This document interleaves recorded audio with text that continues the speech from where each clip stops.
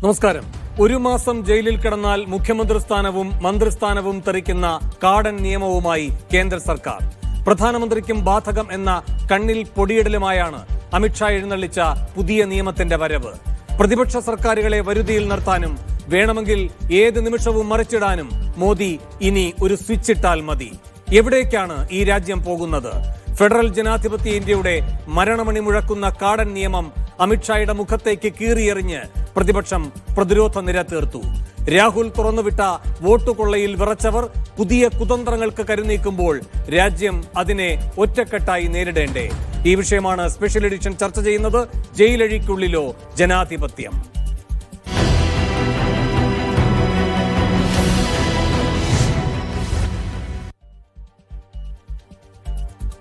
ഈ വിഷയത്തിൽ പ്രതികരിക്കാൻ നിയമവിദഗ്ധൻ അഡ്വക്കേറ്റ് ടി ആസഫ് അലി, മുസ്ലിം ലീഗ് നേതാവ് അഡ്വക്കേറ്റ് ഷിബു മീരാൻ, CPM നേതാവ് VPP മുസ്തഫ, വലയ നിരീക്ഷകൻ ബിജു നായർ എന്നിവർ സ്പെഷ്യൽ എഡിഷനിൽ തത്സമയം അതിഥികളായി പങ്കുചേരുന്നു. ആദ്യം ശ്രീ ടി ആസഫ് അലി സാർ, ഈ കേന്ദ്രം കൊണ്ടുവന്നിരിക്കുന്ന പുതിയ ഭരണഘടനാ ഭേദഗതി അത് ഇപ്പോൾ കൊണ്ടുവന്ന സാഹചര്യം എന്താണെന്നാണ് അങ്ങ് വിലയിരുത്തുന്നത്? കൂടാതെ അത് കേന്ദ്ര സർക്കാർ എങ്ങനെ ദുരുപയോഗം ചെയ്യുമെന്നാണ് അങ്ങ് കരുതുന്നത്?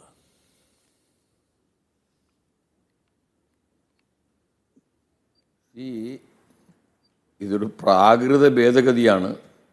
ഇതൊരു ജുഡീഷ്യൽ സ്ക്രൂട്ടിനിക്ക് അതിജീവിക്കാൻ ഒരിക്കലും കഴിയില്ല. ഈ ഭേദഗതി കൊണ്ട് ഉദ്ദേശിക്കുന്നത് എന്താണ് എന്ന് പറയുന്നതിന് മുമ്പ് ഞാൻ ഒരു കാര്യം കൂടി സൂചിപ്പിക്കുകയാണ്. 2 കന്യാസ്ത്രീകളെ അറസ്റ്റ് ചെയ്ത് ജയിലിലിട്ടപ്പോൾ അവർക്ക് ജാമ്യം കിട്ടുമെന്ന് പ്രഖ്യാപിച്ചത് അമിത് ഷായാണ്. ശരിക്കും കോടതിയാണ് ജാമ്യം കൊടുക്കേണ്ടത്, പക്ഷേ ജാമ്യം കിട്ടുമെന്ന് പ്രഖ്യാപിക്കുന്നത് അമിത് ഷായാണ്. അപ്പോൾ റിമാൻഡിൽ കിടക്കുന്ന ഒരു തടവുകാരൻ, ആ തടവുകാരനെ സസ്പെക്റ്റ് എന്നേ ഞാൻ പറയുകയുള്ളൂ. നമ്മുടെ നീതിശാസ്ത്രം നമ്മളെ പഠിപ്പിക്കുന്നത് എന്താണ്? All are presumed to be innocent until proved guilty. കുറ്റക്കാരനാണെന്ന് കാണുന്നത് വരെ എല്ലാ ആളുകളും നിരപരാധിയാണെന്നാണ് നമ്മുടെ അടിസ്ഥാനപരമായ നിയമതത്വം. ഇത് ഭരണഘടനയുടെ ഒരു ബേസിക് സ്ട്രക്ചറും കൂടിയാണ്. ആർട്ടിക്കിൾ 21 പറയുന്നത് എന്താണ്? വ്യക്തി സ്വാതന്ത്ര്യമോ മനുഷ്യജീവനോ നിഷേധിക്കാൻ ഭരണഘടനാപരമായി വ്യവസ്ഥാപിതമായ നിയമമാർഗം, വ്യവസ്ഥാപിത നിയമമാർഗവുമല്ല, ഡ്യൂ പ്രോസസ്സിൽ കൂടി മാത്രമേ സാധിക്കൂ എന്നാണ് മനേകാ ഗാന്ധിയുടെ കേസോടുകൂടി നമ്മുടെ നാട്ടിൽ നിന്ന് നിലവിലുള്ളത്. അപ്പോൾ ഒരു അറസ്റ്റിൻ്റെ പ്രത്യാഘാതമാണ്. ഒരാൾ അറസ്റ്റ് ചെയ്ത് ജയിലിലിട്ടാൽ ആരാണ് അറസ്റ്റ് ചെയ്യുന്നത്? പോലീസാണ്, ED ആണ്. EDയുടെ കഥ കഴിഞ്ഞ ദിവസം കേന്ദ്രമന്ത്രി പങ്കജ് ചൗധരി ഒരു കണക്ക് പാർലമെൻറ്റിൽ പറയുകയുണ്ടായി. അതായത് 2019 2022 ഇടയിൽ ED രജിസ്റ്റർ ചെയ്ത കേസുകളുടെ എണ്ണം 193. അതിൽ ED രജിസ്റ്റർ ചെയ്ത് ജയിലിലിട്ട ആളുകൾ, അതിൽ 138 കേസുകൾക്ക് കുറ്റപത്രം കൊടുത്തു, വിചാരണ കഴിഞ്ഞു. അതിൽ ശിക്ഷിക്കപ്പെട്ടത് വെറും 2 കേസുകളാണ്. ബാക്കി 136 കേസിൽ നിരപരാധികളാണ്. അവർ ജയിലിൽ കിടന്നതെല്ലാം നിരപരാധികളാണ് എന്ന് ഞാൻ പറയുകയല്ല. കേന്ദ്ര ധനകാര്യ സഹമന്ത്രി രാജ്യസഭയിൽ ഒരു ചോദ്യത്തിന് ഉത്തരമായി പറഞ്ഞതാണ്. അപ്പോൾ അമിത്ഷാ മോഡി കൂട്ടുകെട്ട് ധരിക്കുന്നത് EDയെ ഉപയോഗിച്ച് തെരഞ്ഞെടുപ്പിൽ ജയിച്ച പ്രതിപക്ഷത്തുള്ള നേതാക്കന്മാരെ ജയിലിലിടുക. 30 ദിവസം കഴിഞ്ഞാൽ അവർ മുഖ്യമന്ത്രി അല്ലാണ്ടാവും. അപ്പോൾ ആ ഒരവസരത്തിൽ മന്ത്രിസഭയെ, പ്രതിപക്ഷത്തെ അടിച്ചമർത്താൻ നിയമം എന്ന ഈ ദണ്ട് ഉപയോഗിച്ച് നടപടികൾ ആരംഭിക്കാനാണ് ഉദ്ദേശിക്കുന്നത്. ഞാൻ ഉറപ്പ് പറയുന്നു, ഇത് ഒരു കാരണവശാലും ഭരണഘടനാപരമായി നിലനിൽക്കുന്നതല്ല. കാരണം ഈ റിമാൻഡ് പ്രിസണർ എന്ന് പറഞ്ഞാൽ എന്താണ്? റിമാൻഡ് പ്രിസണർ ഒരിക്കലും ഒരു കൺവിക്റ്റ് അല്ല. വിചാരണ കഴിഞ്ഞ് കുറ്റക്കാരനാണെന്ന് കണ്ട ഒരു വ്യക്തിയല്ല റിമാൻഡ് പ്രിസണർ. ഒരാളെ റിമാൻഡിൽ പാർപ്പിക്കുന്നതിൻ്റെ കാരണം എന്താണ്? നമ്മുടെ പോലീസ് നടത്തുന്ന അറസ്റ്റുകൾ ആയിരക്കണക്കിന് ആളുകളെ സിദ്ദീഖ് കാപ്പൻ എന്ന് പറയുന്ന ഒരു പത്രപ്രവർത്തകനെ, ഒരു മാധ്യമ പ്രവർത്തകനെ അറസ്റ്റ് ചെയ്തു. എത്ര മാസമാണ് അയാൾ ജയിലിൽ കിടന്നത്? അതുപോലെ തന്നെ അരവിന്ദ് കെജ്രിവാളിനെ ജയിലിലിട്ടു. എന്താണ് അദ്ദേഹത്തിൻ്റെ കുറ്റം? അദ്ദേഹത്തിൻ്റെ ചുമത്തിയിരിക്കുന്ന കുറ്റം എന്താണ്? അപ്പോൾ പോലീസും ഇ ഡിയും വിചാരിച്ചാൽ നമ്മുടെ ജനാധിപത്യ പ്രക്രിയയെ പോലീസിനെയും ഇ ഡിയെയും ഉപയോഗിച്ച് നിയന്ത്രിക്കാമെന്നാണ് കേന്ദ്ര സർക്കാർ ഉദ്ദേശിക്കുന്നതെങ്കിൽ അത് ഭരണഘടനാപരമായി നിലനിൽക്കില്ല. കാരണം 99-ാം ഭരണഘടനാ ഭേദഗതി നമ്മൾ കണ്ടതല്ലേ? പാർലമെന്റിലെ ഭരണകക്ഷിയും പ്രതിപക്ഷവും ഒരുമിച്ച് നിന്ന് പാസാക്കിയതാണ് നാഷണൽ ജുഡീഷ്യൽ അപ്പോയിന്റ്മെന്റ് കമ്മീഷൻ. മാത്രമല്ല, ജുഡീഷ്യറിയെ ബാധിക്കുന്നൊരു വിഷയമായത് കൊണ്ട് തന്നെ ഇന്ത്യയിലെ പകുതി നിയമസഭകൾ അത് ശരിവെക്കണം. ഇന്ത്യയിലെ 20ഓളം നിയമസഭകൾ അത് ശരിവെച്ചു. അപ്പോൾ ഭരണകക്ഷിയും പ്രതിപക്ഷവും യോജിച്ച് പാസാക്കിയ ഒരു നിയമം, ഇന്ത്യയിലെ 20 നിയമസഭകൾ ശരിവെച്ച ഒരു നിയമം സുപ്രീം കോടതിയിൽ എത്തിയപ്പോൾ അത് ഭരണഘടനയുടെ ബേസിക് സ്ട്രക്ചറിനെതിരാണ് എന്ന് പറഞ്ഞ് അസാധുവാക്കി, ഭരണഘടനാ വിരുദ്ധമാക്കി. അതുപോലെ തന്നെ ഈ ആർട്ടിക്കിൾ 21മായി നേരിട്ട് ബന്ധമുള്ള ഒരു അറസ്റ്റിൻ്റെ പൊളിറ്റിക്കൽ പ്രത്യാഘാതമാണ് ഈ ബില്ലിൽ കൂടി. ഈ ബില്ല് വായിച്ചാൽ നമുക്ക് ചിരി വരും. ജാമ്യത്തിന് ഇറങ്ങിക്കഴിഞ്ഞാൽ ഉടനെ തന്നെ അവർക്ക് വീണ്ടും സത്യപ്രതിജ്ഞ ചെയ്യാം എന്നൊരു വകുപ്പും കൂടി ഇതിൽ എഴുതി വെച്ചിരിക്കുന്നു. 31ാമത്തെ ദിവസം ഈ മുഖ്യമന്ത്രിയോ മന്ത്രിയോ രാജിവെച്ചിട്ടില്ലെങ്കിൽ അദ്ദേഹം മുഖ്യമന്ത്രി അല്ലാണ്ടാവുന്നു ഓട്ടോമാറ്റിക്കലി, രാജിവെച്ചിട്ടില്ലെങ്കിൽ. എന്തൊരു പ്രാകൃത നിയമമാണ് നമ്മുടെ ജനാധിപത്യത്തെ. അപ്പം ഇന്ത്യയിലെ പ്രതിപക്ഷങ്ങളെ ഈ ഭരണകക്ഷി ഭയപ്പെടുന്നു. നിയമത്തിൻ്റെ ദണ്ടുപയോഗിച്ച് പ്രതിപക്ഷത്തെ അടിച്ചമർത്താനാണ് ശ്രമിക്കുന്നതെങ്കിൽ ഇത് ഇന്ത്യ എന്ന് പറയുന്നത് ഒരു ജനാധിപത്യ രാജ്യമാണ്. ലോകത്തിലെ ഏറ്റവും വലിയ ജനാധിപത്യ രാജ്യമാണ്. ഏറ്റവും സുശക്തമായ ഒരു ഭരണഘടനയുടെ രാജ്യമാണ്. ശരി, ഇന്ത്യൻ ഭരണഘടന ഒരിക്കലും തന്നെ മാറ്റിമറിക്കാനോ പൊളിച്ചെഴുതാനോ കഴിയില്ല. റൈറ്റ് ഫ്രം കേശവാനന്ദ ഭാരതി നമ്മൾ അത് അനുഭവിച്ചു കൊണ്ടിരിക്കുകയാണ്. അമിത്ഷായും മോഡിയും ശരി, ശ്രീ അസഫ് അലി, അങ്ങയിലേക്ക് വരാം. പക്ഷെ അങ്ങ് പറഞ്ഞ് അവസാനിപ്പിച്ചൊരു ഭാഗമുണ്ടല്ലോ, ഈ ബേസിക് സ്ട്രക്ചറിനെ ഏത് നിലയിലും ആർക്കും ഇളക്കുവാൻ കഴിയില്ല, ഭരണഘടനയുടെ ബേസിക് സ്ട്രക്ചറിനെ എന്ന്. പക്ഷേ അങ്ങേക്കും അറിയുന്നത് പോലെ രഞ്ജൻ ഗൊഗോയ് മുൻ ചീഫ് ജസ്റ്റിസ് ആണ്. അദ്ദേഹം പാർലമെന്റിൽ ഇരുന്നുകൊണ്ട് പറഞ്ഞത് എന്താണ്? അതടക്കം പുനഃപരിശോധിക്കപ്പെടണമെന്നാണ്. അപ്പോൾ എല്ലാത്തിനുമുള്ള വഴിമരുന്ന് ഏതെങ്കിലുമൊക്കെ നാവിൽ നിന്ന് വരുന്നുണ്ട്. ഞാൻ അങ്ങയിലേക്ക് വരാം. ശ്രീ VPP മുസ്തഫ, ഇവിടെ ഇതൊരു ഭരണഘടനാ ഭേദഗതിയാണ്, 3/2 ഭൂരിപക്ഷം വേണം. NDAക്ക് അതില്ല. ഇനി ഇങ്ങനെയൊക്കെ അത് അതിജീവിച്ച് വന്നാൽ തന്നെയും ഭരണഘടനാ കോടതികളിൽ അത് നിലനിൽക്കുകയില്ല, സാധുവല്ല ഈ നിയമം എന്നൊക്കെ നമുക്ക് പറയാം. അതിനൊക്കെ സമയമെടുക്കുന്ന പ്രക്രിയകളുടെ കാലവും നമ്മുടെ മുന്നിലുണ്ട്. പക്ഷേ ഈ വോട്ട് കൊള്ള എന്ന് പറയുന്നതിൽ പ്രതിരോധത്തിലായി നിൽക്കെ ഇരുട്ടി വെളുക്കുന്നതിന് മുൻപ് പെട്ടെന്ന് ഇങ്ങനെ ഒരു നിയമ ഭേദഗതി കൊണ്ടുവരിക, ഒരു ഭരണഘടനാ ഭേദഗതി കൊണ്ടുവരിക, അതിൻ്റെ രാഷ്ട്രീയ ലക്ഷ്യം എന്താണ്? അതിലൂടെ നൽകുന്ന രാഷ്ട്രീയ സന്ദേശം എന്താണ്? അതാണല്ലോ ഏറ്റവും അടിയന്തരമായി പരിശോധിക്കുകയും പ്രതികരിക്കുകയും ചെയ്യേണ്ട വിഷയം. വേണു, ഇതെല്ലാം വെറും വഴികാട്ടലുകൾ മാത്രമാണ്. നമ്മുടെ രാജ്യം യഥാർത്ഥത്തിൽ പൂർണ്ണമായും ഒരു നവ ഫാസിസ്റ്റ് രാഷ്ട്രമായിട്ട് മാറ്റിക്കൊണ്ടിരിക്കുകയാണ്. ഈ ഒക്ടോബർ, വരാൻ പോകുന്ന ഒക്ടോബർ എന്ന് പറയുന്നത് RSS രൂപീകരിച്ചതിന്റെ 100ാം വർഷം. ആ 100ാം വർഷത്തിൽ RSSനുള്ള വലിയ സമ്മാനം, അതാണ് ആഗസ്റ്റ് 15ന്റെ പ്രസംഗത്തിൽ കേട്ടത്. കഴിഞ്ഞ 3-4 വർഷമായിട്ട് നമ്മൾ വളരെ തീവ്രമായി രാജ്യത്ത് കണ്ടുകൊണ്ടേയിരിക്കുന്നത്. അതിലേക്കുള്ള വഴികൾ കൃത്യമായിട്ട് ഓരോന്നും RSS തീരുമാനിച്ചത് നടപ്പിലാക്കിക്കൊണ്ടിരിക്കുന്നു. അതിന് ചില ആളുകളുടെ കണ്ണിൽ പൊടിയിടാൻ വേണ്ടി ഞങ്ങൾ ജനങ്ങൾ തെരഞ്ഞെടുത്തൊരു ഗവൺമെന്റ് ആണ്, ഞങ്ങൾക്ക് അധികാരമുണ്ട്, ഞങ്ങൾ ഇതൊക്കെ ജനാധിപത്യപരമായിട്ടാണ് ചെയ്യുന്നത് എന്ന് കാണിക്കാൻ വേണ്ടിയിട്ടുള്ള വഴികൾ, ഇതെല്ലാം ഫാഷിസത്തിലേക്കുള്ള, നമ്മുടെ രാഷ്ട്രത്തെ പൂർണ്ണമായും ഒരു നവ ഫാസിസ്റ്റ് രാഷ്ട്രമാക്കി മാറ്റി തീർക്കാനുള്ള നടപടികൾ. കാരണം ഫാഷിസത്തിൽ പിന്നെ പ്രതിപക്ഷത്തിന് ഇടമില്ല. അത് ഞങ്ങൾ ബലാത്കാരമായിട്ട് നീക്കം ചെയ്തു എന്ന് വേണ്ട, ഇതാ ഞങ്ങൾ പാർലമെന്റിൽ നിയമം പാസ്സാക്കിയിട്ട് ഉണ്ടാക്കിയെടുത്തതാണ്. അതിനു വേണ്ടിയിട്ടുള്ള വഴികൾ ഈ ഒക്ടോബർ മാസം കൂടി വന്നാൽ എന്താണ് രാജ്യത്ത് സംഭവിക്കാൻ പോകുന്നത് എന്ന് വേണു. ഇങ്ങനെ ഒരു ചർച്ച നടത്താൻ അതിനുള്ള സ്വാതന്ത്ര്യവും അതിനുള്ള അവകാശവും എല്ലാം ബാക്കിയുണ്ടാകുമോ എന്ന് പേടിപ്പെടുത്തുന്ന വിധത്തിൽ ഭയാനകമായ അന്തരീക്ഷം രാജ്യത്തെ പിടികൂടുകയാണ്.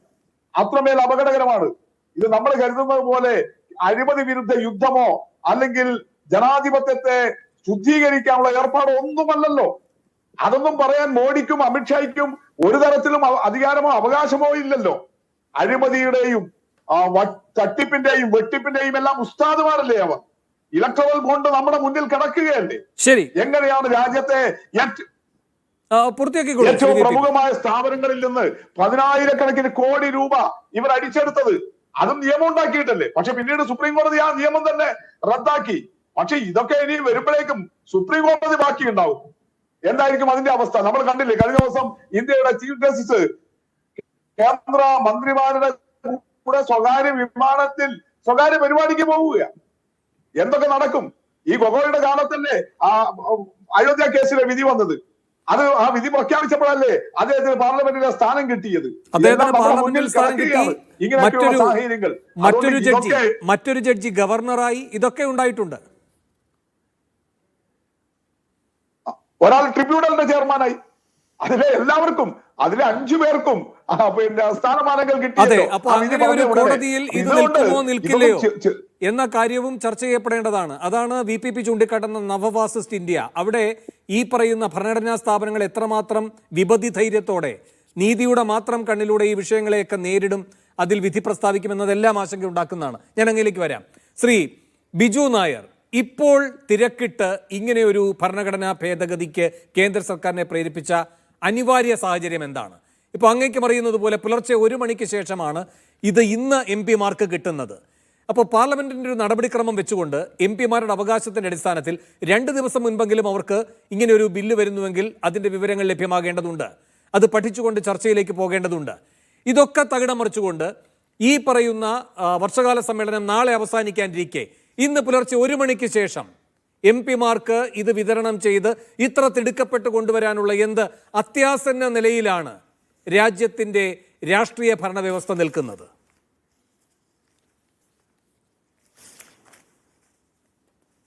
വേണു, ഇപ്പോൾ താങ്കൾ പറഞ്ഞതുപോലെ ഇതൊരു തിരക്കിട്ട ബില്ലാണ് എന്ന് പറയണമെങ്കിൽ അത് ഇന്ന് പാസ്സാക്കി എടുക്കണമായിരുന്നു. അങ്ങനൊന്നും ഇവിടെ സംഭവിച്ചിട്ടില്ല. ഇവിടെ സംഭവിച്ചിരിക്കുന്നത് അതൊരു ജോയിന്റ് പാർലമെന്ററി കമ്മിറ്റിക്ക് അയച്ചു കൊടുത്തിരിക്കുക മാത്രമാണ് ചെയ്തിരിക്കുന്നത്. പക്ഷേ എന്താണ് ഇത്തരം ഒരു ബില്ലിൻ്റെ ആവശ്യകത എന്ന് നമ്മൾ ചോദിക്കുകയാണെങ്കിൽ വളരെ വ്യക്തമായ ചില ഉദാഹരണങ്ങൾ നമ്മുടെ മുമ്പിലുണ്ട്.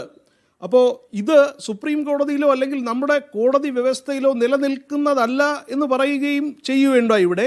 അതും തെറ്റാണ്. കാരണം അരവിന്ദ് കെജ്രിവാളിൻ്റെ കാര്യം തന്നെ എടുക്കുകയാണെങ്കിൽ അദ്ദേഹം എത്രയോ കാലം മുഖ്യമന്ത്രിയായിട്ട് ജയിലിൽ നിന്ന് തന്നെ ഭരിക്കുവാൻ ശ്രമിച്ചു എന്നുള്ളതാണ് സത്യം. ഇപ്പോൾ എത്രത്തോളം ഒരു വിശ്വാസ്യത ജനങ്ങൾക്ക് അത്തരത്തിലൊരു നീതിന്യായ വ്യവസ്ഥയെക്കുറിച്ച് ഉണ്ടാകും എന്ന് നമുക്ക് ആലോചിക്കാവുന്നതേ ഉള്ളൂ. അവസാനം ജയിലിൽ നിന്നും അദ്ദേഹത്തിന് ജാമ്യം കിട്ടിയപ്പോൾ തന്നെ അദ്ദേഹത്തിൻ്റെ വ്യവസ്ഥകൾ മുഖ്യമന്ത്രിയുടെ ഓഫീസിലേക്ക് പോകാൻ സാധിക്കില്ല, സെക്രട്ടേറിയറ്റിലേക്ക് പോകാൻ സാധിക്കില്ല, ഫയലുകളൊന്നും ചെക്ക് ചെയ്യാൻ സാധിക്കില്ല, ഫയലുകളിലൊന്നും ഒപ്പിടാൻ സാധിക്കില്ല. ഇത്തരത്തിലുള്ള ജാമ്യ വ്യവസ്ഥ ഏർപ്പെടുത്തിയത് സുപ്രീം കോടതിയാണ്. അതുകൊണ്ട് തന്നെയാണ് അദ്ദേഹത്തിന് ജാമ്യം കിട്ടിയിട്ട് പോലും രാജിവെച്ച് പുറത്തു പോവുകയും വേറൊരു മുഖ്യമന്ത്രി വരികയും ഉണ്ടായത്.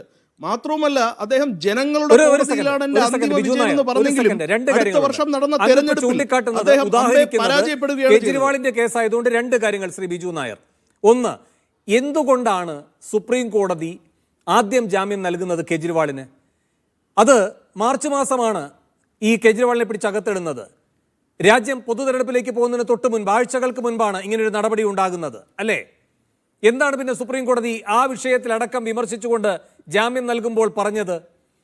വലിയൊരു ജനാധിപത്യ പ്രക്രിയ നടക്കുകയാണ്, ഒരു രാഷ്ട്രീയ പ്രവർത്തകനാണ്, പൊതുപ്രവർത്തകനാണ് അരവിന്ദ് കെജ്രിവാൾ.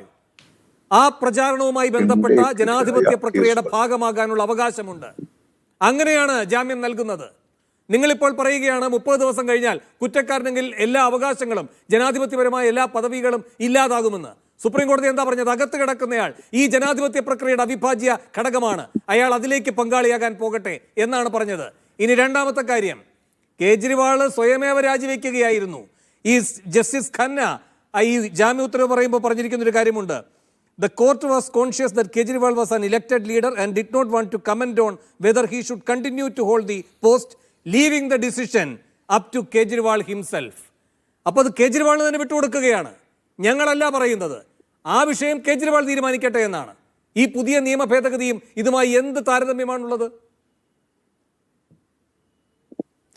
ഇവിടെ കേജ്രിവാളിന് രാഷ്ട്രീയ പ്രവർത്തനം നടത്തുന്നതിൽ യാതൊരു തെറ്റുമില്ല. ജയിലിൽ നിന്നുകൊണ്ട് തെരഞ്ഞെടുപ്പിൽ ജയിച്ചിട്ടുള്ള നേതാക്കൾ വരെ നമുക്കുണ്ട്. പക്ഷേ ജയിലിൽ ഇരുന്നു കൊണ്ടൊരു മുഖ്യമന്ത്രി നാട് ഭരിക്കുന്നത് ആദ്യമായിട്ടാണ്. അത് നടക്കില്ല എന്ന് കോടതി തന്നെ വ്യക്തമായി പറഞ്ഞു. കോടതി ഒരു കാര്യം പറയുന്നത്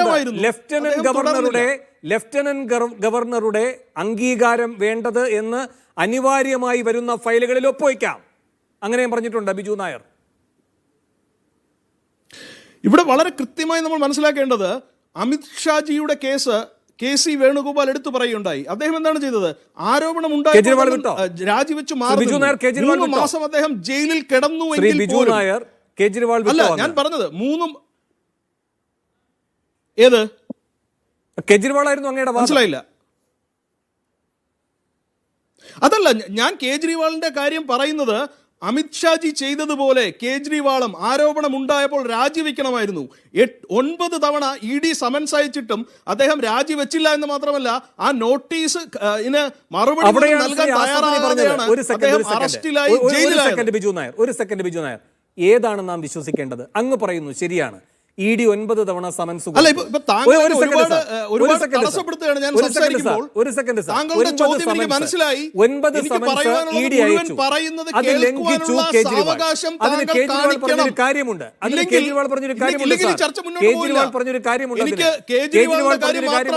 ഇത് കള്ളക്കേസാണ് എന്നാണ്.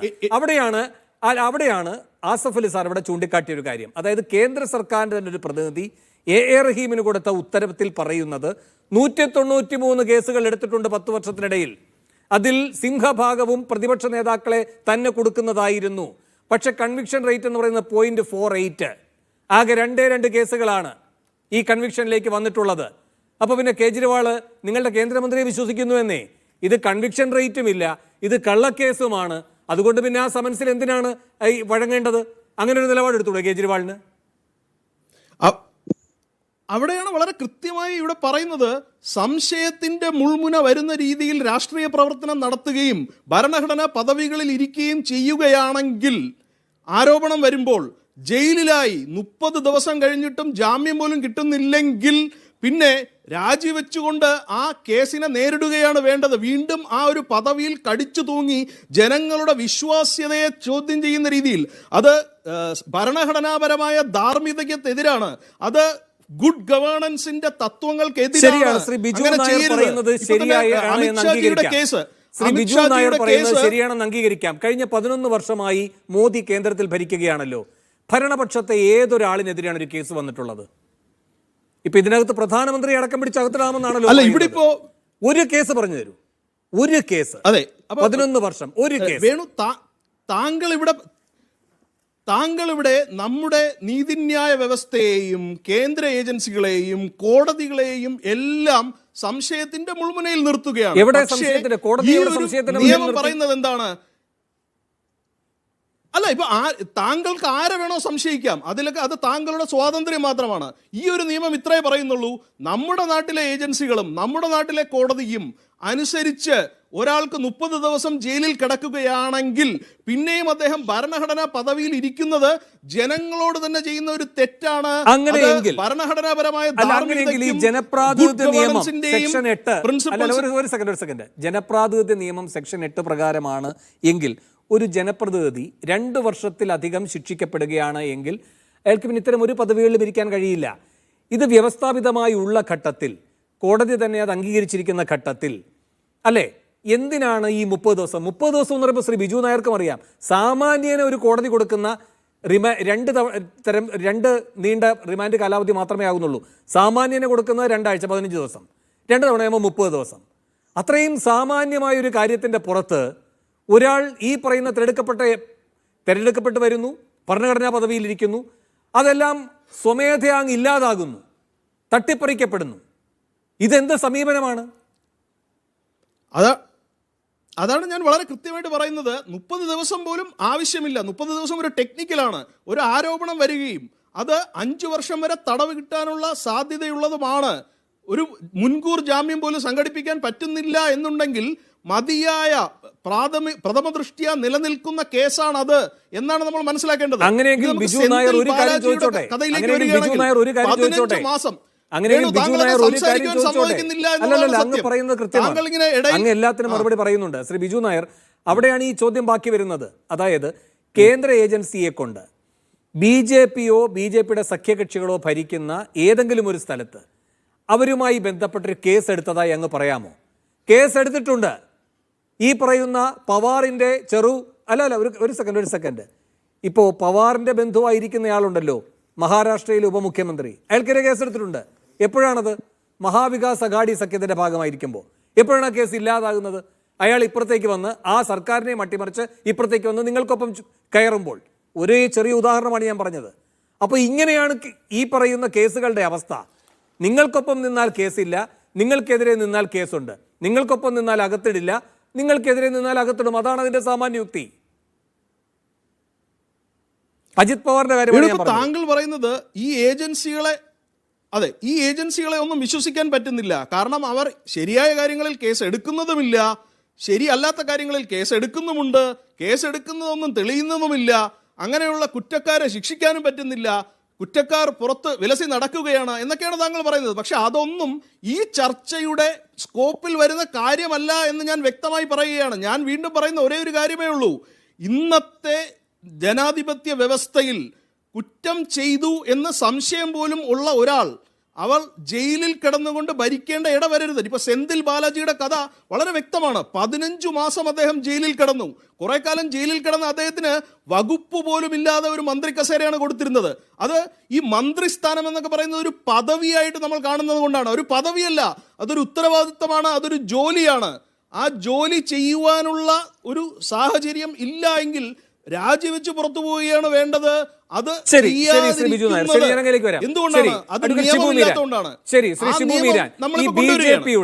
ബിജെപിയുടെ സഹപ്രവർത്തകരായിരിക്കുന്നവരുടെയൊക്കെ ഏറ്റവും ശക്തമായ ഒരു എതിർവാദം എന്ന് പറയുന്നത്, എന്ന് വെച്ചാൽ നിങ്ങളൊക്കെ മുന്നോട്ട് വയ്ക്കുന്ന വാദത്തിനോടുള്ള എതിർവാദം എന്ന് പറയുന്നത്, ജയിലിൽ കിടന്ന് ആരും ഭരിക്കരുത്, ജയിലിൽ കിടന്നുകൊണ്ടല്ല ജനാധിപത്യ സംവിധാനത്തെ മുന്നോട്ട് നയിക്കേണ്ടത്, അത് അവസാനിക്കുന്നു എന്നാണ് അതിനുള്ള മറുപടി.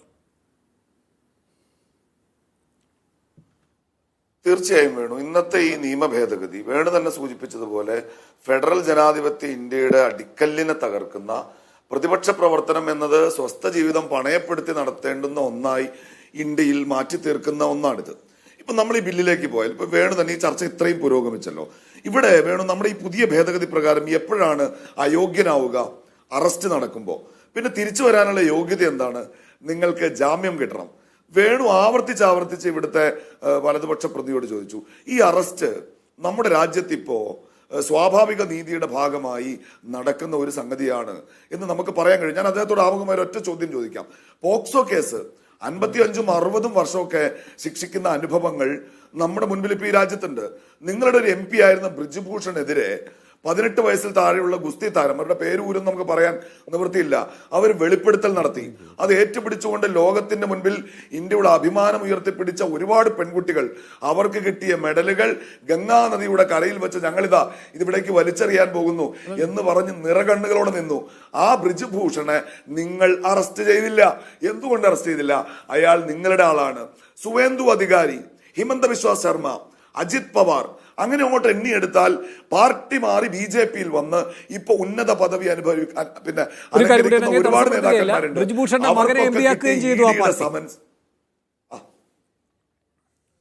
തീർച്ചയായും വേണു കൂട്ടിച്ചേർത്തത് നന്നായി. അതാണ് ഈ ബ്രിജ്ഭൂഷന്റെ ആ പണിക്ക് കൊടുത്ത അംഗീകാരമാണ് മകനെ MP ആക്കി എന്നുള്ളത്. ഇത് ED കിട്ടുന്ന സമൻസ് ഒരർത്ഥത്തിൽ BJP-യിലേക്കുള്ള ക്ഷണക്കത്തായി പ്രവർത്തിക്കുന്ന ഒരു രാജ്യമാണിത്. അറസ്റ്റ് എന്ന് പറയുന്നത് നമ്മുടെ രാജ്യത്ത് സ്വാഭാവികമായിട്ട് നടക്കുന്ന ഒരു സംഗതിയല്ല. ഇനി ജാമ്യമോ നമുക്കറിയാം. ഇപ്പം ദി വയറിനെതിരെ ഇപ്പൊ ഒരു കേസെടുത്തല്ലോ, അവര് സിദ്ധാർത്ഥ വരദരാജനെതിരെ ഒരു കേസെടുത്തല്ലോ വേണു. അതിന്റെ FIR അവർക്ക് കിട്ടിയത് ഇന്നാണ്, 8ാം ദിവസം.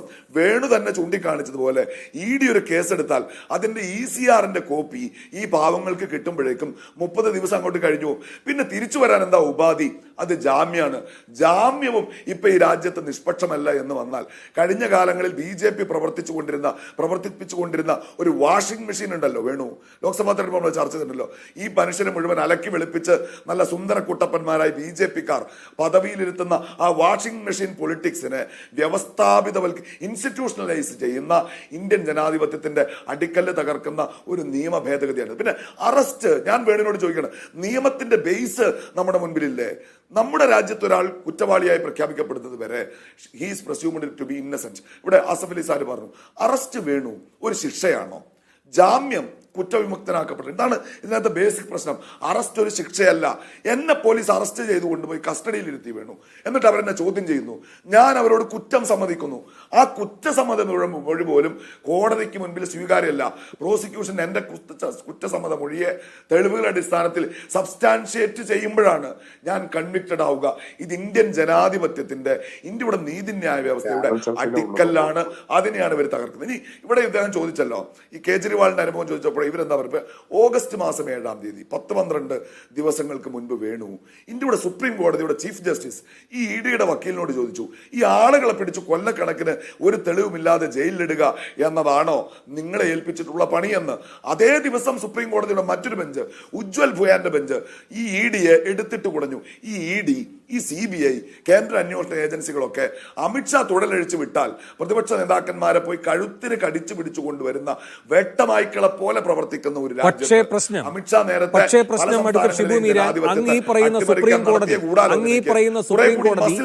കേജ്രിവാളിന് ജാമ്യം കൊടുക്കുന്നത് 90 ദിവസത്തിന് ശേഷമാണ് അല്ലേ? ആ ഘട്ടത്തിൽ തന്നെ അതിനിടയിൽ ജാമ്യം കിട്ടുമെന്ന് ഉറപ്പ് വന്നപ്പോൾ CBI പോയി അറസ്റ്റ് ചെയ്യുന്നു. ഇതൊക്കെ നാം കണ്ടതാണ്. അപ്പോൾ അതുകൊണ്ട് കോടതിയും ഈ പറയുന്ന പ്രക്രിയകളിൽ ഏതെങ്കിലും ഒരു ഘട്ടത്തിൽ നിശബ്ദ സാക്ഷിയാണ്. അതിൻ്റെ രംഗിലേക്ക് വരാം. ആസഫ് അലി സാർ, ഇവിടെ ഈ കേജ്രിവാളിൻ്റെ കാര്യം പറയുകയുണ്ടായി. കേജ്രിവാൾ ജയിലിൽ കിടന്ന് ഭരിച്ചത് ശരിയോ? സുപ്രീം കോടതി ആ വിഷയത്തിൽ ഒരു നിർദ്ദേശം നൽകി, നിങ്ങൾ ആ സെക്രട്ടേറിയറ്റിലേക്ക് പോകരുത്, നിങ്ങൾ CMOയിൽ ഇരിക്കരുത്. അത് അദ്ദേഹത്തിന് അനുസരിക്കേണ്ടി വന്നു. പിന്നെ സുപ്രീം കോടതി അദ്ദേഹത്തിനോട് പറഞ്ഞത്, അതിനകത്ത് ഇനിയിപ്പോൾ ഈ പറയുന്ന EDയുടെ വക്കീലൊക്കെ ചോദിച്ചപ്പോൾ അതിന് മറുപടി പറഞ്ഞത് അയാൾ രാജിവെക്കണമോ വേണ്ടയോ എന്നത് അയാൾ എടുക്കേണ്ട തീരുമാനമാണ് എന്ന്. പക്ഷേ ഇവിടെ ബിജു നായർ ശരിയായി ചൂണ്ടിക്കാട്ടിയതുപോലെ ഇതേ സുപ്രീം കോടതി മറ്റൊരു ബെഞ്ചാണെങ്കിലും ഈ പറയുന്ന തമിഴ്നാട്ടിലെ മന്ത്രി സെന്തിൽ ബാലാജിക്കെതിരെ കൃത്യമായി പറയുകയുണ്ടായി, നിങ്ങളുടെ ജാമ്യം റദ്ദാക്കും നിങ്ങൾ ഇനിയും മന്ത്രിസ്ഥാനത്ത് തുടരുകയാണെങ്കിൽ. അങ്ങനെ നിർബന്ധിതമായി മന്ത്രിസ്ഥാനം ഒഴിവാക്കേണ്ടി വന്നു. ഇത് രണ്ടും നമ്മുടെ മുന്നിലുണ്ട്. മറുവശത്ത് ഈ പറയുന്ന ജാർഖണ്ഡിൽ നിന്നുള്ള മാതൃകയും നമ്മുടെ മുന്നിലുണ്ട്. ഹേമന്ത് സോറൻ രാജിവെച്ചു, മറ്റൊരാളെ മുഖ്യമന്ത്രിയാക്കി, അതിനുശേഷമാണ് ജയിലിലേക്ക് പോകുന്നത്, തിരികെ വരുന്നു, ജാമ്യം കിട്ടുന്നു, അതിനുശേഷം ആ ആളെ മാറ്റുന്നു, അദ്ദേഹം തന്നെ മുഖ്യമന്ത്രിയാകുന്നു, വീണ്ടും തെരഞ്ഞെടുപ്പിലൂടെ കൂടുതൽ ശക്തമായി തിരിച്ചു വരുന്നു. ഇതിൽ ഏത് മാതൃകയാണ് ജനാധിപത്യത്തിന് ഗുണകരം? ഈ നമ്മളെ ചർച്ചാ വിഷയം ഒരു പൊളിറ്റിക്കൽ മൊറാലിറ്റി അല്ല ഇവിടെ ചർച്ചാ വിഷയം. ഇതിൻ്റെ നിയമത്തിൻ്റെ കോൺസ്റ്റിറ്റ്യൂഷനാലിറ്റി ആൻഡ് ലീഗാലിറ്റിയാണ്. ഒരാളെ അറസ്റ്റ് ചെയ്ത് ജുഡീഷ്യൽ കസ്റ്റഡിയിൽ വെക്കുന്നത് എന്തിനാണ്? അയാളുടെ പേരിൽ ഒരു സ്റ്റിഗ്മ ഒരിക്കലും തന്നെ ചുമത്താൻ പറ്റില്ല. അയാളെ കസ്റ്റഡിയിൽ വെക്കുന്നത് എന്തിനാണ്? അയാൾ സാക്ഷികളെ സ്വാധീനിച്ചേക്കാം, അയാൾ തെളിവ് നശിപ്പിച്ചേക്കാം, അയാൾ രാജ്യം വിട്ട് ഓടിക്കളിയാം, അയാൾ കേസന്വേഷണത്തെ അട്ടിമറിച്ചളിയാം. ഈ 3-4 കാരണത്താലാണ് ഒരാളെ റിമാൻഡിൽ വെക്കുന്നത്, ജുഡീഷ്യൽ കസ്റ്റഡിയിൽ വെക്കുന്നത്. അല്ലാതെ അയാളൊരു കുറ്റക്കാരനാണെന്നുള്ളൊരു ധ്വനി പോലും പലപ്പോഴും കേസന്വേഷണ മധ്യേ തന്നെ അദ്ദേഹത്തെ കുറ്റമുക്തമാക്കുന്നു. നമ്മൾ മനസ്സിലാക്കേണ്ടത് അതാണ്. സെന്തിൽ ബാലാജിൻ്റെയും അരവിന്ദ് കെജ്രിവാളിൻ്റെ എല്ലാം സുപ്രീം കോടതി പറഞ്ഞത് ഒരു പൊളിറ്റിക്കൽ മൊറാലിറ്റിയാണ്. ഇവിടെ നമ്മൾ ചർച്ച ചെയ്യുന്നത് ഈ നിയമത്തിൻ്റെ കോൺസ്റ്റിറ്റ്യൂഷനാലിറ്റിയാണ്. നമ്മൾ ആലോചിച്ച് നോക്കുക, ഒരു മുഖ്യമന്ത്രിയെ തെറിപ്പിക്കാൻ ഒരു EDയുടെയോ ഒരു പോലീസുകാരനോ വിചാരിച്ചാൽ നടക്കുന്ന സ്ഥിതിയായി. പക്ഷേ പൊളിറ്റിക്കൽ മൊറാലിറ്റി പറഞ്ഞുകൊണ്ടാണ് ഈ ബിൽ അവതരിപ്പിക്കുന്നത്. അതതിൻ്റെ ഒരു മുഖമുടിയാണ്. ഈ നമ്മുടെ രാജ്യത്ത് മൊറാലിറ്റിയെക്കാളും നമ്മൾ ആലോചിക്കുന്ന ഒരു നിയമത്തിൻ്റെ കോൺസ്റ്റിറ്റ്യൂഷനാലിറ്റിയാണ്. നമ്മുടെ പ്രധാനപ്പെട്ട പ്രശ്നം എന്താണ്? ഒരു വ്യക്തിയുടെ ഒരു സ്റ്റിഗ്മ ചുമത്താൻ പറ്റൂ ഒരാൾ അറസ്റ്റ് ചെയ്ത് എന്ന ഒറ്റ കാരണത്താൽ? അതല്ലേ ED കേസിൽ ഉണ്ടായത്. 193 കേസ് രജിസ്റ്റർ ചെയ്തു, 139 കേസ് കുറ്റപത്രം കൊടുത്തു. അതിൽ ബാക്കി 137 കേസും കള്ളക്കേസാണ് എന്ന് പറഞ്ഞാൽ നിങ്ങൾക്ക് എങ്ങനെയാണ് ഈ 137 കേസിലെ പ്രതികളെ നിങ്ങൾക്കൊരു സ്റ്റിഗ്മ, അദ്ദേഹം കുറ്റക്കാരനാണ്, അദ്ദേഹം ജയിലിൽ കടന്നത് നിരപരാധികളെ ജയിലിൽ കടത്തി എന്നല്ലേ അർത്ഥം?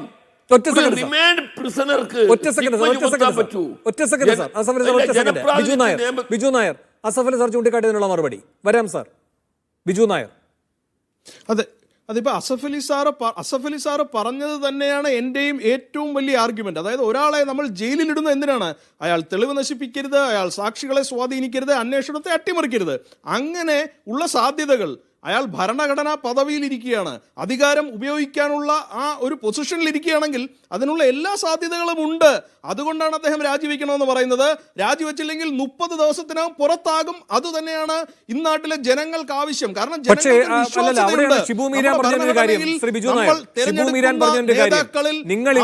നിങ്ങളിവിടെ അറസ്റ്റിനെ ശിക്ഷയാക്കുന്നു, ജാമ്യത്തെ കുറ്റവിമുക്തിയുമാക്കുന്നു. ഇതൊന്നും നിയമത്തിന് ശരിയല്ല. ഇല്ല അല്ല വേണു, ഞാൻ കുറച്ചുകൂടെ കൃത്യമായിട്ട് പറയാം. അറസ്റ്റ് ചെയ്ത ഒരാൾ കുറ്റവാളിയാണെന്ന് ആരും പറയുന്നില്ല. 30 ദിവസമല്ല, 30 വർഷം കഴിഞ്ഞാലും കോടതി തീരുമാനിക്കുന്നത് വരെ അയാൾ നിരപരാധി തന്നെ ആയിരിക്കും. ആർക്കും ഒരു സംശയമില്ല. അമിത്ഷാജിയുടെ കാര്യത്തിൽ അത് വളരെ വ്യക്തമായി വന്നതാണ്. 2006 നടന്ന കാര്യത്തിന് 2010 അറസ്റ്റ് ചെയ്തു, 3 മാസമേ ജയിലിൽ കിടന്നുള്ളൂ. പക്ഷേ 2014 വരെ അദ്ദേഹം എല്ലാ അധികാര സ്ഥാനങ്ങളിൽ നിന്നും മാറി നിന്നു എന്നുള്ളതാണ്. അതാണ് നമ്മൾ മാതൃകയാക്കേണ്ടത്. നാളത്തെ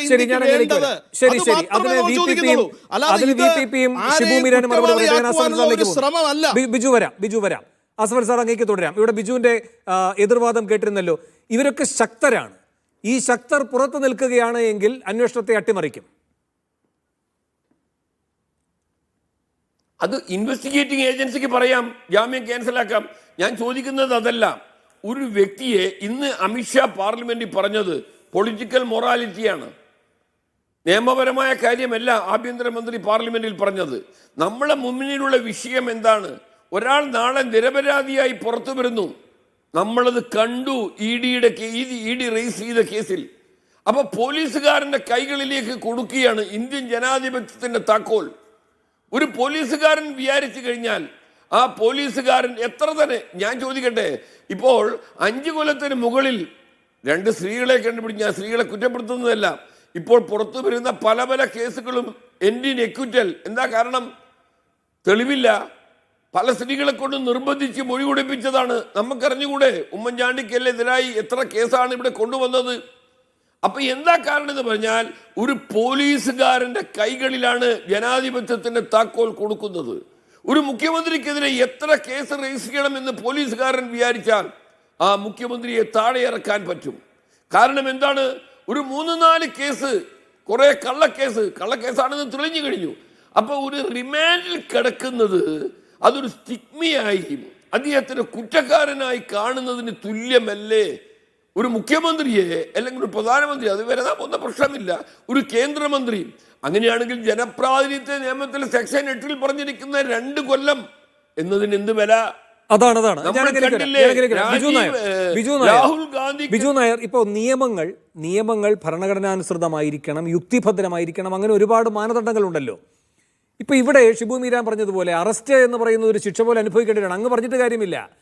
കാരണം ഒരു ശിക്ഷ എങ്ങനെയാണ്? പദവി പോവുകയാണ്, ജയിലിലേക്ക് പോവുകയാണ്. 1 മാസം കഴിഞ്ഞതിന് ശേഷം പിന്നെ ജാമ്യം കിട്ടുകയാണ് എങ്കിൽ പിന്നെ ആ പദവി തിരിച്ചു കിട്ടണമെന്നില്ല.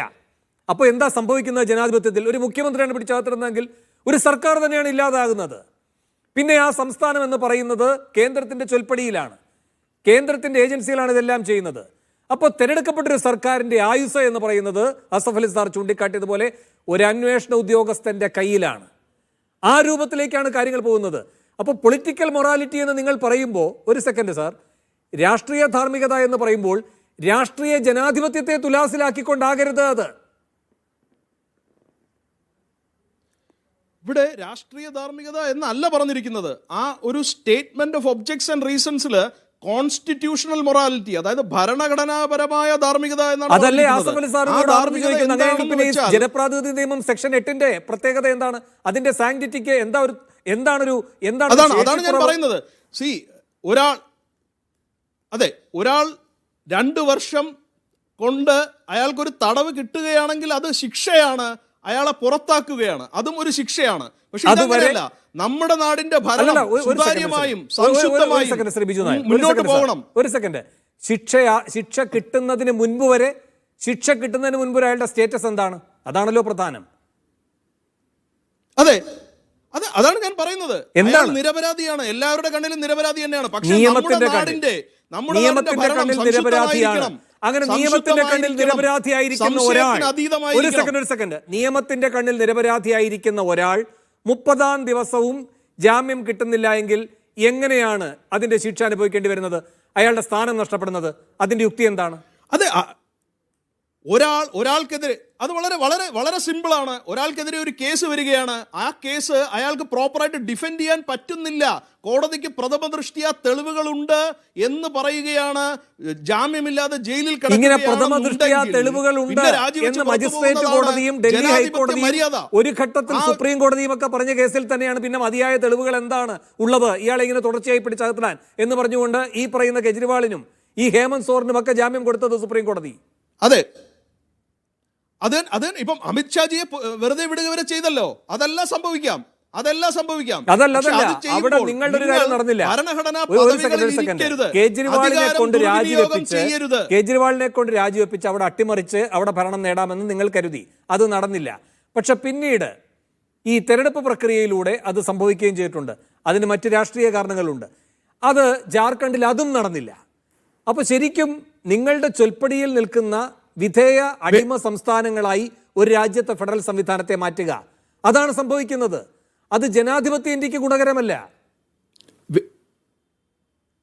വേണു, ഇവിടെ വളരെ കൃത്യമായി നമുക്ക് മനസ്സിലാക്കാൻ സാധിക്കുന്നത് ഇന്ന് ഇന്ത്യയിലെ പ്രതിപക്ഷ കക്ഷികൾ പരാജയപ്പെടുന്നു. തിരഞ്ഞെടുപ്പുകളിൽ തുടരെ അവർക്ക് അധികാരം നഷ്ടപ്പെട്ടുകൊണ്ടിരിക്കുകയാണ്. അവരെ ഒതുക്കുവാൻ വേണ്ടി ഇതുപോലെയുള്ള നിയമങ്ങൾ കൊണ്ടുവരികേണ്ടയോ ഏജൻസികൾ ഉപയോഗിക്കേണ്ടയോ കാര്യമില്ല. പക്ഷേ അഴിമതിയുടെ പേരിൽ 2014 അഴിമതിയുടെ ഒരു വലിയ യുദ്ധവും നയിച്ചുകൊണ്ടാണ് കേജ്രിവാൾ മുന്നോട്ട് വന്നത്. അദ്ദേഹത്തിന്റെ ആം ആദ്മി പാർട്ടിയെ കുറിച്ച് ഇന്ന് നമ്മൾ അറിയുന്നത് ജയിലിൽ കിടന്ന് മുഖ്യമന്ത്രിയായിരുന്ന ഒരാളുടെ പാർട്ടി എന്നുള്ള രീതിയിലാണ്. വളരെ പുഴുക്കുത്തുകളുള്ള ഇന്ത്യൻ രാഷ്ട്രീയത്തെ തിരുത്തി എഴുതുവാനും ശുദ്ധീകരിക്കുവാനും വേണ്ടി മാത്രമാണ് ഇങ്ങനൊരു നിയമം മുന്നോട്ട് വച്ചിരിക്കുന്നത്. രാഷ്ട്രീയ വിദ്യാർത്ഥികളെ സംബന്ധിച്ച് ആം ആദ്മി പാർട്ടി, കേജ്രിവാൾ കൺവീനറായിട്ടുള്ള ആം ആദ്മി പാർട്ടി എന്ന് പറയുന്നത് ഒരു ദേശീയ പാർട്ടിയാണ്. എന്നുവെച്ചാൽ ഒരു ദേശീയ പാർട്ടിയാകാനുള്ള എല്ലാ മാനദണ്ഡങ്ങളും ഉള്ള, അത് ലഭിച്ച ദേശീയ പാർട്ടിയാണ്. മുസ്തഫ, ഇവിടെ ബിജു നായർ ചൂണ്ടിക്കാട്ടിയത് BJPയുടെ ഒരു വാദമാണിതിൽ. അതായത് ഇന്നിപ്പോൾ KC വേണുഗോപാൽ ഈ ചർച്ചയിൽ പങ്കെടുത്ത് സംസാരിക്കുമ്പോൾ പറയുന്നുണ്ടായിരുന്നു അമിത്ഷായുടെ കാര്യം. അപ്പോൾ തന്നെ അമിത്ഷാ ഖണ്ഡിച്ചു. നിങ്ങൾ പറയുന്നത് തെറ്റാണ്, എനിക്കെതിരെ ആരോപണം വന്നു, കേസ് വന്നു, എന്നെ അറസ്റ്റ് ചെയ്യുന്നതിന് മുൻപ് തന്നെ ഞാൻ രാജിവെച്ചു. അതിനുശേഷം പിന്നീട് കോടതി വിധി എനിക്ക് അനുകൂലമായി വന്നപ്പോൾ മാത്രമേ ഞാൻ പിന്നെ മറ്റൊരു ഭരണഘടനാ അധികാരമുള്ള പദവിയിലേക്ക് എത്തിയിട്ടുള്ളൂ എന്ന്. അപ്പോൾ ഈ ബില്ല് അവതരിപ്പിക്കാൻ ഏറ്റവും മാതൃകാ വ്യക്തിയായി സ്വയം അവതരിച്ചുകൊണ്ടാണ് അമിത്ഷാ ഈ കാര്യങ്ങളെല്ലാം ചെയ്തിരിക്കുന്നത്. ഇവിടെ കേജ്രിവാളിൻ്റെ അടക്കമുള്ള കാര്യങ്ങൾ ബിജു നായർ പറയുന്നുണ്ടായിരുന്നല്ലോ. അപ്പോൾ കേജ്രിവാളിനെ ഇപ്പോൾ അറിയുന്നത് ജയിലിനകത്ത് കിടന്ന് ഭരിച്ചയാൾ, അമിത്ഷാ എന്ന് പറയുന്നത് എല്ലാ രാഷ്ട്രീയ ധാർമ്മികതയും പുലർത്തിയ ആൾ. ഈ താരതമ്യമാണ് BJP മുന്നോട്ട് വയ്ക്കുന്നത്, BJP അനുഭാവികൾ മുന്നോട്ട് വയ്ക്കുന്നത്. ശ്രീ VP മുസ്തഫ, അതിനുള്ള പ്രതിരോധം എന്താണ്? പ്രതിരോധമല്ലല്ലോ, നമുക്ക് ജനാധിപത്യം, സ്വാതന്ത്ര്യം, മനുഷ്യാവകാശങ്ങൾ, മാനവികത, ഇതിനെക്കുറിച്ചൊക്കെ സംസാരിക്കാം. എപ്പോഴാ സ്വാതന്ത്ര്യവും ജനാധിപത്യവും സമത്വവും ഒക്കെ പൂത്തുലയുന്ന ഒരു സമൂഹത്തിൽ? എന്നാൽ അമിത്ഷായുടെയും മോഡിയുടെയും RSS ഭരണത്തിൽ അതുണ്ടോ? വേണു, ബിജുവിന് പോലും അതുണ്ടാവോ? ഈ ബിജു നായർ തന്നെ എപ്പോ അറസ്റ്റ് ആവുന്ന ആലോചിച്ചാൽ മതി. കാരണം എന്താ, അമിത്ഷായ്ക്കെതിരെ കേസെടുത്ത അതിന്റെ അന്വേഷണ ഉദ്യോഗസ്ഥൻ സഞ്ജീവ് ഭട്ട് എത്ര വർഷമായി ജയിലിൽ കിടക്കുക. സഞ്ജീവ് ഭട്ട് ജയിലില്ല, പക്ഷെ അന്ന് സഞ്ജീവ് ഭട്ട് കേസെടുത്ത് ഇയാൾ പ്രതിയാണെന്ന് പറഞ്ഞ അമിത്ഷാ ഇന്ന് ആഭ്യന്തരമന്ത്രിയുടെ കസേരയിൽ ഇരിക്കുക. അമിത്ഷാക്കെതിരെ കേസ് നടത്തിയ വിധി പറഞ്ഞ ജസ്റ്റിസ് ലോധ ഇന്ന് ഈ ഭൂമുഖത്തേ ഇല്ല. ഭരണത്തിന്റെ എല്ലാ സുഖ സൗകര്യങ്ങളും ആസ്വദിച്ചുകൊണ്ട് അമിത്ഷായും അദ്ദേഹത്തിന്റെ മകൻ ജയ്ഷായും എല്ലാം കൂടിയിട്ട് വലിയ നിലയിൽ തിമർച്ചു ജീവിക്കുമ്പോൾ ഈ അമിത്ഷാക്കെതിരെ കേസ് നടത്തിയ കോടതിയിലെ ജഡ്ജി ഈ ഭൂമുഖത്തേ ഇല്ല. എന്ന് മാത്രമല്ല, ശ്രീ VP അങ്ങ് തുടർന്നോളൂ, ഞാൻ അങ്ങ് തടസ്സപ്പെടുത്തുകയല്ല. എന്ന് മാത്രമല്ല, ഇത്രയും വലിയ രാഷ്ട്രീയ ധാർമ്മികത ഈ അമിത്ഷാ പറയുമ്പോൾ സുപ്രീം കോടതി ഇടപെട്ട് ഈ കേസിന്റെ വിചാരണയടക്കം മഹാരാഷ്ട്രയിലേക്ക് മാറ്റുകയാണ് ചെയ്തത്. എന്ന് വെച്ചാൽ മോദി ഭരിക്കുന്ന സംസ്ഥാനത്ത് നീതിന്യായ സംവിധാനത്തിൽ സുപ്രീം കോടതിക്ക് അത്ര വിശ്വാസമായിരുന്നു. എന്നിട്ടാണ് ഈ വലിയ രാഷ്ട്രീയ ധാർമ്മികത ഇവിടെ ഈ പറഞ്ഞുകൊണ്ടിരിക്കുന്ന അമിത്ഷാ. അങ്ങേക്ക് തുടരാം ശ്രീ VP. വേണു, ഞാൻ ആ പോയിന്റിലേക്കാണ് വരുന്നത്. കാര്യം എന്താ, നമുക്ക് രാഷ്ട്രീയത്തിൽ അഴിമതി ഇല്ലാതാക്കണം. ഞങ്ങൾക്ക് തർക്കമില്ലല്ലോ. അതിൽ അമിത്ഷായോടും BJP-യോടും ഞങ്ങൾക്ക് തർക്കമുണ്ടോ? നമുക്ക് ഈ രാഷ്ട്രീയം നേരെ ചൊവ്വ പോകണം. പ്രത്യേകിച്ച് എന്താ ഇപ്പോ ഈ ന്യൂജൻ എന്ന് പറയുന്ന അതിൽ തന്നെ ജെൻസിയും അതുപോലെ ജെൻ ആൽഫയൊക്കെ വന്നു കഴിയുമ്പോ നമ്മുടെ ജനാധിപത്യത്തിലും രാഷ്ട്രീയത്തിലും ഒക്കെ ഈ ഏറ്റവും പുതിയ തലമുറക്ക് വിശ്വാസം ഉണ്ടാകണം. അവർക്ക് താല്പര്യം ഉണ്ടാകണമെങ്കിൽ നല്ല സുതാര്യമായ സ്വാതന്ത്ര്യം പൂക്കുന്ന ജനാധിപത്യത്തിന്റെ വസന്തമുള്ള ഒരു സംവിധാനം ഉണ്ടാകണം. പക്ഷെ ഇപ്പൊ നമ്മുടെ രാജ്യത്ത് അതുണ്ടോ? നിങ്ങൾ നോക്കി, ഇവിടെ സിദ്ധാർത്ഥ വജ്രാദിനും കരൺ താപ്പർക്കുമെതിരെ കേസ് വന്നില്ലേ? നാളെ വേണു ഉണ്ടാവുമോ ഇതുപോലെ ചർച്ച നടത്താനെന്ന് ഞാൻ നേരത്തെ ചോദിച്ചതുകൊണ്ടാ. പ്രത്യേകിച്ച് മീഡിയ മണ്ഡലാണ് നിങ്ങൾ ഇരിക്കുന്നത്. എപ്പോഴും നിങ്ങളെ പിടിച്ച് കൂട്ടിയാൽ മതി എന്ന് ചോദിച്ചാൽ മതി. ഇങ്ങനെ ഒരു ചർച്ച നടത്താൻ പറ്റുമോ? വിമർശിക്കാൻ പറ്റുമോ? എല്ലാവർക്കും എതിരെ കേസല്ലേ? ഇന്ന് നരേന്ദ്ര ദമോൽക്കറുടെ സ്മൃതി ദിനം കൂടിയാണ്. നരേന്ദ്ര ദമോൽക്കറെ എന്തിനു വേണ്ടിയിട്ടാ കൊന്നുകളഞ്ഞത്? ഒരു ആശയം പറഞ്ഞതിന്റെ പേരിലല്ലേ? അദ്ദേഹത്തിന്റെ ഒരു നിലപാട് പറഞ്ഞതിന്റെ പേരിലല്ലേ? ഇങ്ങനെയുള്ള ഒരു രാജ്യത്ത് ഞങ്ങൾ ഈ നിയമം കൊണ്ടുവന്നിട്ട് ഇതാ ജനാധിപത്യത്തെ പുഷ്ടിപ്പെടുത്താനാണ് എന്ന് പറഞ്ഞാൽ നിങ്ങൾ ആരെയാണ് വിഡ്ഢികളാക്കാൻ വേണ്ടി ശ്രമിക്കുന്നത്? നിങ്ങളെ എങ്ങോട്ടാണ് കൊണ്ടുപോകുന്നത്? അവിടെ ഞാൻ പറഞ്ഞത്, നിങ്ങൾക്ക് ഇപ്പൊ ഇവിടെ ബിജു നായർ പറഞ്ഞത് വേണു ഇന്ത്യയിൽ പ്രതിപക്ഷമാകെ തോക്കുന്നു, അവര് BJP മാത്രം ജയിക്കുന്നു, അതുകൊണ്ടാണ് പ്രതിപക്ഷം ഇതിനെ എതിർക്കുന്നതാണോ? മിസ്റ്റർ ബിജു നായർ, കഴിഞ്ഞ 2024 ലോക്സഭാ തെരഞ്ഞെടുപ്പിന്റെ റിസൾട്ട് എന്താ? അത് BJP-ക്ക് മുന്നോട്ടുള്ള പോക്കാമായിരുന്നോ? പ്രതിപക്ഷം തോറ്റമ്പിയ തെരഞ്ഞെടുപ്പായിരുന്നോ? 2014-ലും 2019-ലും ബിജു നായർ, നിങ്ങളുടെ BJP-ക്ക് ഒറ്റയ്ക്ക് ഭൂരിപക്ഷം ഉണ്ടായിരുന്നു, തനിച്ച് ഭൂരിപക്ഷം ഉണ്ടായിരുന്നു പാർലമെന്റിൽ. 10 വർഷത്തെ മോഡിയുടെ ഭരണം കഴിഞ്ഞിട്ട് നിങ്ങൾ ഈ പറയുന്നത് പോലെ വലിയ സുതാര്യവും ഗംഭീരവുമായ ഭരണം നിങ്ങൾ നടത്തിയതാണെങ്കിൽ 10ാമത്തെ വർഷം എന്തേ നിങ്ങളുടെ സീറ്റ് കുറഞ്ഞു, നിങ്ങളുടെ വോട്ടുകൾ കുറഞ്ഞു? സാക്ഷാൽ അയോധ്യ ഉൾപ്പെടുന്ന നിങ്ങൾ രാം മന്ദിർ കെട്ടിയ വർഷം, അതിന്റെ പേരിൽ വലിയ പ്രസംഗങ്ങളും ഹിന്ദുവിന്റെ അഭിമാനം ഉണർന്നു എന്ന് നിങ്ങൾ അവകാശവും ഉന്നയിച്ച 2024 ലോക്സഭാ തെരഞ്ഞെടുപ്പിൽ ഫൈസാബാദ് മണ്ഡലത്തിൽ 10-25 വർഷം നിങ്ങളുടെ കൈവശമിരുന്ന ആ മണ്ഡലത്തിൽ നിങ്ങൾ തോറ്റില്ലേ? അവിടെ നിങ്ങൾ മാത്രം ജയിച്ചു വന്നിരുന്ന, നിങ്ങള് വരേണ്യ വിഭാഗത്തിൽപ്പെട്ട ആളുകൾ മാത്രം ജയിച്ചു വന്നിരുന്ന ആ രാം മന്ദിർ ഉൾപ്പെടുന്ന അയോധ്യയിലെ ഫൈസാബാദിൽ അവർണ വിഭാഗത്തിൽപ്പെട്ട, കീഴാള വിഭാഗത്തിൽപ്പെട്ട ഇന്ത്യ കൂട്ടായ്മയുടെ സ്ഥാനാർത്ഥിയല്ലേ ജയിച്ചത്? നിങ്ങള് ചന്ദ്രബാബു നായിഡുവിനെയും നിതീഷ് കുമാറിനെയും കൂടെ കൂട്ടിയിട്ടല്ലേ ഇപ്പൊ തൽക്കാല ഭൂരിപക്ഷത്തിൽ പാർലമെന്റിൽ ഉള്ളത്? എന്ന് പറഞ്ഞാൽ നിങ്ങൾ ആഗ്രഹിച്ചതുപോലെ, എന്ന് പറഞ്ഞാൽ RSSന്റെ അജണ്ട അനുസരിച്ച് ഇന്ത്യയെ മതരാഷ്ട്രമാക്കാനുള്ള ഭൂരിപക്ഷം പാർലമെന്റിൽ നിങ്ങൾക്കില്ല. നിങ്ങളെ ഇന്ത്യയിലെ ജനത 10 വർഷത്തെ ഭരണം കഴിഞ്ഞപ്പോൾ വോട്ട് കൊണ്ടും സീറ്റ് കൊണ്ടും നിങ്ങളെ പുറകോട്ടാണ് കൊണ്ടുപോയത്. ശരി, അതിനെ മറികടക്കാൻ വേണ്ടി ഒറ്റ പോയിന്റേ ഉള്ളൂ, അതിനെ മറികടക്കാൻ വേണ്ടി, ജനം നിങ്ങൾക്ക് തന്ന ശിക്ഷയെ മറികടക്കാൻ വേണ്ടി, എന്നാൽ RSS അജണ്ട കൃത്യമായി നടപ്പിലാക്കാൻ വേണ്ടി നിങ്ങൾ ആസൂത്രിതമായി എല്ലാ സംവിധാനങ്ങളെയും അട്ടിമറിക്കുന്നു. അതാണ് കഴിഞ്ഞ ദിവസങ്ങളിൽ നമ്മൾ ചർച്ച ചെയ്ത തെരഞ്ഞെടുപ്പ് കമ്മീഷന്റെ വിഷയം. ശരി ശരി നമ്മുടെ രാജ്യത്തെ സമയം കുറവാണ്. എല്ലാ സംസ്ഥാനങ്ങളിലും BJP ഭരിക്കുന്ന സംസ്ഥാനങ്ങളിൽ നടക്കുന്നത് നമ്മുടെ മുന്നിലെ അപകടകരമായ സാഹചര്യം. ഒരു തരിമ്പും ഇത് ജനാധിപത്യത്തിന് വേണ്ടിയിട്ടോ അതിന്റെ ഏറ്റവും നല്ല സുഗമമായ നടത്തിപ്പിനോ വേണ്ടിയിട്ടല്ല.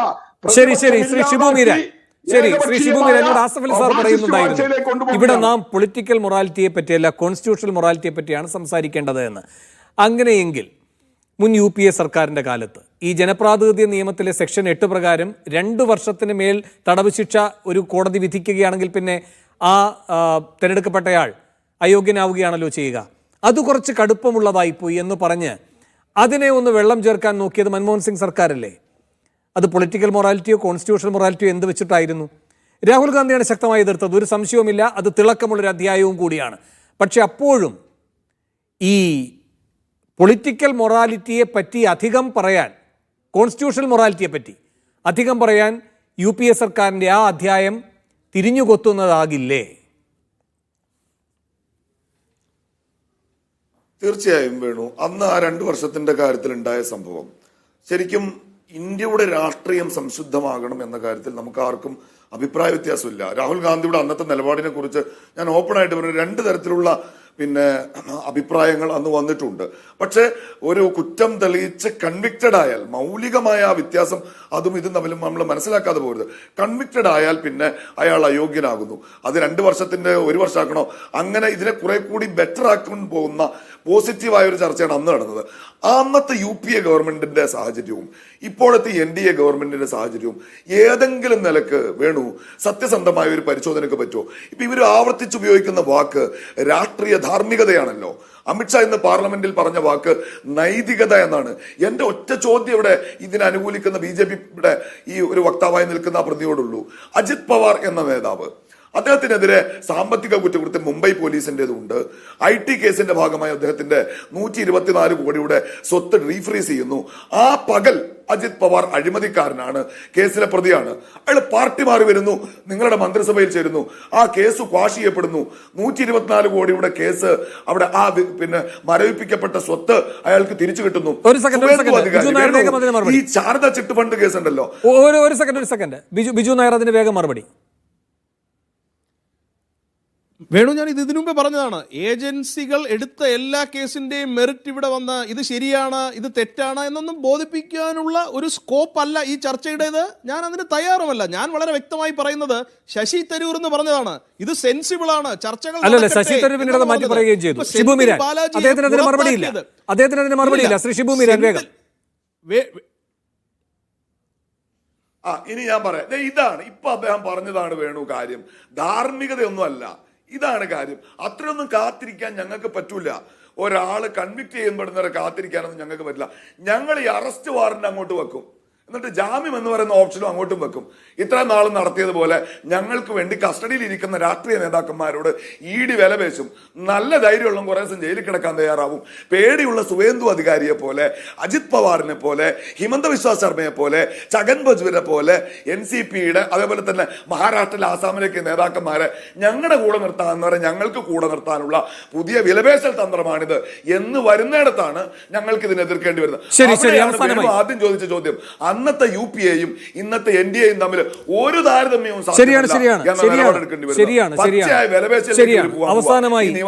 അവസാനമായി അഡ്വക്കേറ്റ് യാസഫ് അലി, ജനാധിപത്യ ഫെഡറൽ ഇന്ത്യൻ സംവിധാനങ്ങൾക്ക് മുന്നോട്ട് പോകാനുള്ള പോംവഴി എന്താണ് ഇന്നത്തെ ഈ ഭരണഘടനാ ഭേദഗതി എന്ന ആപൽക്കരമായ സാഹചര്യം മുന്നിൽ നിൽക്കുമ്പോൾ? ഈ ഭരണഘടനാ ഭേദഗതി ഞാൻ ആദ്യം പറഞ്ഞില്ലേ, ഒരു ഡ്യൂ പ്രോസസ് ഓഫ് ലോ.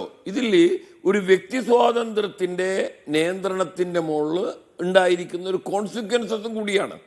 ഒരാളെ ജയിലിലിടുക എന്ന് പറയുന്നത് അയാളെ വ്യക്തി സ്വാതന്ത്ര്യവുമായി ബന്ധപ്പെട്ട ഒരു വിഷയമാണ്. അതിൻ്റെ ഒരു പെട്ടെന്നുണ്ടാകുന്ന ഒരു കോൺസിക്വൻസസ് ആണ് അയാളുടെ മുഖ്യമന്ത്രി സ്ഥാനം അല്ലെ മന്ത്രിസ്ഥാനം ഇല്ലാണ്ടാവുന്നത്. അപ്പോൾ അതുകൊണ്ട് ഞാൻ പറയുന്നത് ആർട്ടിക്കിൾ 21 ഒരു ഡ്യൂ പ്രോസസ് പരിശോധനയിൽ ഒരിക്കലും ഇത് നിലനിൽക്കുന്നതല്ല ഒരു കാരണവശാലും. കാരണം no person shall be deprived of his life or personal liberty except in accordance with the procedure established by law അല്ല, എക്സെപ്റ്റ് വിത്ത് ഡ്യൂ പ്രോസസ്സാണ്. അത് മേനകാ ഗാന്ധിയുടെ കേസോട് കൂടി അത് വളരെ വ്യക്തമായി കഴിഞ്ഞു. അതുകൊണ്ടാണ് 99ാം ഭരണഘടനാ ഭേദഗതി ഇത് ബേസിക് സ്ട്രക്ചറാണെന്ന് ഞാൻ പറഞ്ഞപ്പോൾ ബേസിക് സ്ട്രക്ചറിനെ ബാധിക്കുന്നൊരു വിഷയം കൂടിയാണിത്. അത് അമിത്ഷാക്കും മോഡിക്കും അറിഞ്ഞുകൂടാഞ്ഞിട്ടാണോ അല്ലയോ എന്ന് എനിക്കറിയത്തില്ല. ഒരു വ്യക്തി സ്വാതന്ത്ര്യം ബാധിക്കുന്ന ഒരു വിഷയമാണ് ഇത്. ഭരണഘടനാപരമായി ഇന്ത്യൻ ജനാധിപത്യത്തിൻ്റെ അടിസ്ഥാന തത്വത്തെ കടാക്കത്തി വെക്കുന്ന ഒരു നിയമ ഭേദഗതി തന്നെയാണ്. ഇതൊരിക്കലും തന്നെ ഒരു ജുഡീഷ്യൽ റിവ്യൂവിന് പിടിച്ചു നിൽക്കാൻ സാധ്യമല്ല എന്നത് വളരെ വ്യക്തമാണ്. അതുകൊണ്ടാണ് ഒരു ഭൂരിപക്ഷം ഉപയോഗിച്ച് പാസ്സാക്കിയാൽ പോലും അത് നിലനിൽക്കില്ല എന്നത് എൻ്റെ ബലമായ വിശ്വാസമാണ്. സ്പെഷ്യൽ എഡിഷനിൽ ഒരു ഇടവേള കൂടി.